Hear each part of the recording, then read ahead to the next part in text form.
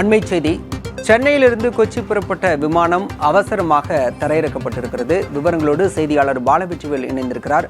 பாலவெற்றிவேல், எதற்காக விமானம் அவசரமாக தரையிறக்கப்பட்டது? தற்போது பயணிகளுக்கு மாற்று ஏற்பாடு ஏதேனும் செய்யப்பட்டிருக்கிறதா? விவரம் என்ன?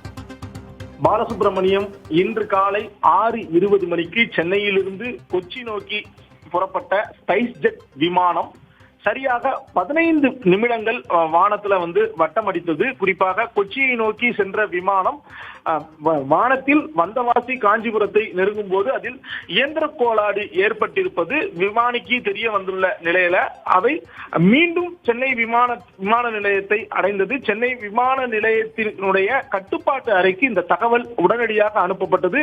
விமானத்துல 115 பயணிகள் இருந்தார்கள். 6:20க்கு புறப்பட்ட இந்த விமானம் இந்த நேரத்துல சரியாக 8:20 மணிக்கு கொச்சி சென்றடைந்திருக்க வேண்டும். ஆனால் வானத்தில் சென்ற ஒரு 15 நிமிடங்கள்ல தொழில்நுட்ப கோளாறு கண்டறியப்பட்ட நிலையில விமானி அவசரமாக சென்னை விமான நிலைய கட்டுப்பாட்டு அறைக்கு தகவல் தெரிவித்தார். அதன் பேரில் சென்னை விமான நிலைய கட்டுப்பாட்டு அறையும் விமானம் மீண்டும் தரையிறங்குவதற்கான அனுமதி கொடுத்த நிலையில விமானம் தற்போது பத்திரமாக தரையிறங்கியுள்ளது. எந்திர கோளாறு சரி செய்யப்பட்டு மீண்டும் கொச்சிக்கு புறப்படும் என தெரிவிக்கப்பட்டிருக்கிறது.